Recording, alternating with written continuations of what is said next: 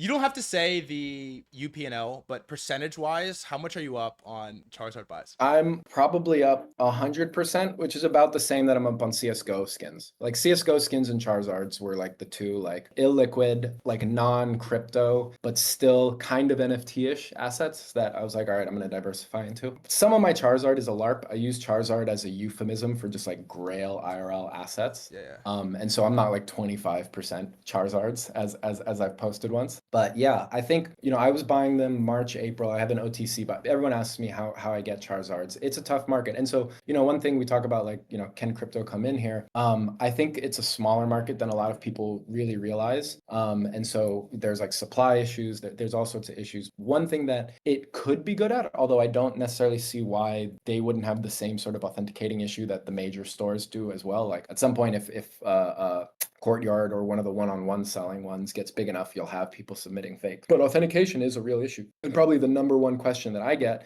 is, how do you buy your Charizards? Like, how do you know that you're getting a real one? And the number one thing that I think about when I was buying the Black Lotus and when I'm buying Charizards is, am I getting a real one? So like, I have an OTC guy that I buy them through. And when I was buying in March, April, I pushed up the prices myself through my own OTC guy about 20%. And then I stopped buying. And then the issue was everyone kept asking me how I get them. And if it was a good friend, I'd be like, oh, I have an OTC guy. And then they'd ask me to intro and I'd be like, fuck, I'm just sending more buyers to like the supply, just ripping up the supply even more. When you go to your local hometown card shop and the sweet, nice lady that runs it is up, or has bought 4 properties in the last year, and her entire historically illiquid supply where the margins are garbage is up like 10, 20, 30x. How do you not get this trembling feeling in your heart that there's a massive bubble? Well, it's not like it teleported up last year. Like these are just like slow grinds up over 15 years. I think the best way to understand, if you're interested in the card market, I kind of like, to me the card market is like a sub 1% play around thing. You know what I mean? Like it's super liquid.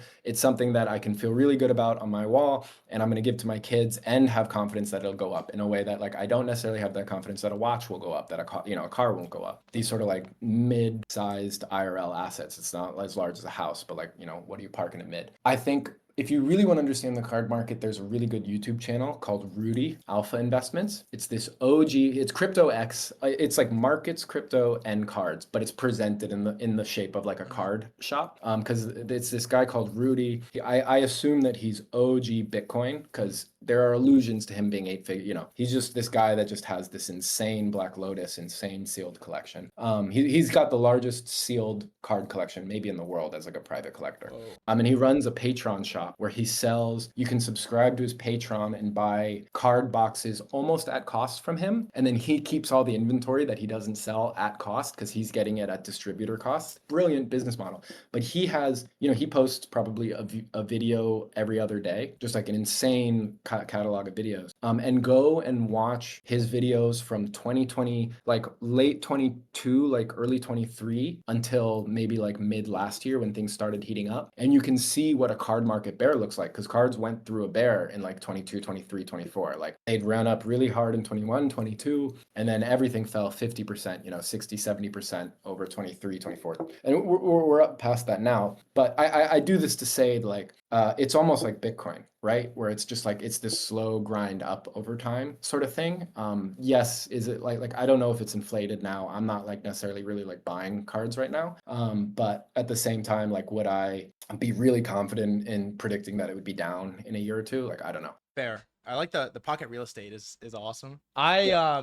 I mean, I found NBA Top Shot in 2020 through sports cards, and I was really deep in that scene. And there's parallels to the old sneaker days where people were, I mean, literally getting killed for Galaxy foam posits outside of Flight Club and Nike stores. People were fighting outside of, there's brawls outside of Target and Walmart. People were camping out of Walmart to buy 2019 Prism basketball. It was like one of the Happened with Pokemon. yeah, it's like happening with Pokemon right now. Well, it went through a whole big phase with that in 21, 22. I remember one of my favorite anecdotes was I was in this trading Discord and we were all flipping tokens and NFTs and doing pretty well. And there was one guy in the Discord who didn't trade, he just traded Pokemon cards. And this is like 21, 22. He was like I was so excited every Friday morning, like 4 a.m. I'd get like a video of him like at Target, like first in line, gonna be a good day. And then like showing his haul of like all the Pokemon cards he bought. They limited it. You can only buy buy one item per customer now. So it's like a little harder. It was the blow off the top of the sneaker bots. There was nothing to bot. Yep. And if you could get your hands on physical wax of cards, it was pretty fucking unreal. And coming from the card scene and seeing what's happening in crypto, you know how many pain points there are. Honestly, it really sucks. If you're doing any more than buying grails for big tickets and just holding them, any remote aspirations to be a flipper, to buy and sell inventory, it's a pretty brutal market. You can't get supply. You get hit with, I think, 10 to 15% on eBay both ways. There's no way to authenticate. There's no liquidity. There's definitely no instant liquidity. And people want to trade these things like coins, but they don't trade like coins. And so I think I was a couple days late. I don't know, 12 hours late, which was like 200% move on cards. But when you see this little meta popping up on chain, whether we're late, whether we're early, I don't have a huge take on it. But the thesis, like, I understand. And I think it's one of the first on chain little runs in a while that I've been like, yeah, this is really exciting and this makes sense. And this can potentially unlock, like, I don't know, billions of dollars in liquidity that's stuck in these cards that don't move, right? People buy cards, they don't sell them because it's just difficult to move. When you see what's happening with the crypto RWA collectible little run here, what's your take? Like, do you hold cards, or are you an investor in Courtyard, Rip.Fun? Like, what do you think? Again, I think that when I look at how I participate in the card market and how I think is best to participate in the card market, which is sealed and which is buying sealed, not necessarily opening sealed, and which is collecting grails, I think that that's missing a bunch of things that stuff like the NFT market had, which was kind of an actual deep market for everything in the middle between. You just had a lot of floors that people still wanted to buy with NFTs. And the thing that I worry with cards is, and you see this with the cards ticker itself, but I sort of meant like more general trading cards, is it's kind of like very barbell. Like, you don't have a lot of demand, I think, for the bottom 95, 96% of cards. It's just like generic, almost trash. And you see that with the Courtyard, with the collectibles thing, where they sort of sell it back to the thing because they don't even want it. And so I think that hurts a lot of the potential thesis. I think that there is probably something for the grails. I almost wonder if they're still going to get like wrapped up into just generic like auction platforms, or just like more like generic sale platforms. And then with the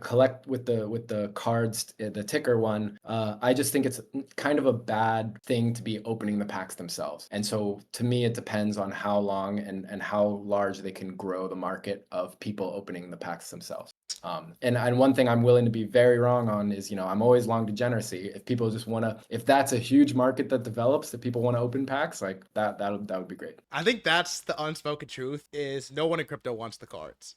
Yeah. No right. one's like They're really just saying that, but they're just selling them back and they just want to gamble, right? People just want to rip and buy things at that volume. Yeah, I never want to talk bad about things that people are having fun with. But there's like, there are some like shorter term revenue things that are like more I think potentially dangerous. I like the take, and I think you're pretty grounded on the collectible thesis. Like, it's a good one.